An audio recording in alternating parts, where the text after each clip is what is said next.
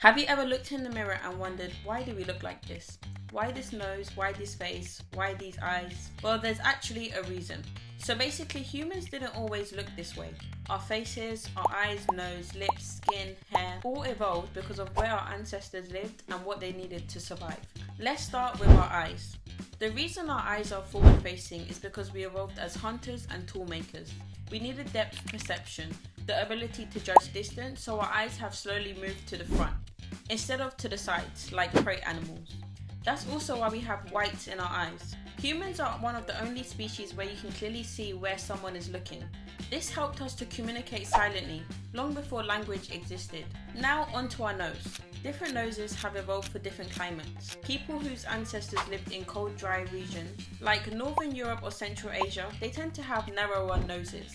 This warms and moistens the cold air before it reaches the lungs. People from hotter, humid areas tend to have wider noses, because you don't need to warm the air as much, and wider noses help to cool the body. So your nose is literally climate adaptation. Skin tone is another big one. Human skin color changes with UV exposure.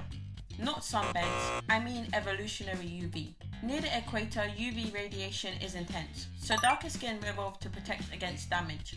But further from the equator, UV levels are lower, so lighter skin evolved to absorb more sunlight and produce more vitamin D. No tone is better, they're all just survival strategies. Our hair changed too. Curly hair evolved in hot regions because it creates airflow above the scalp and protects the head from heat.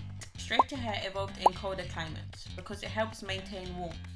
Our jaws and teeth even shrank because we stopped eating raw, tough food after we invented cooking. Early humans had massive jaws, but we simply don't need them anymore, which is why our wisdom teeth are causing so many problems nowadays. And then there's our overall face shape. A flat face, small brow ridge and wider jaws, and a round skull. These features are all linked to our brain growth. As we become more cooperative and less aggressive, our faces literally become softer. So when you look in the mirror, you can kind of feel like nothing about your face is just random.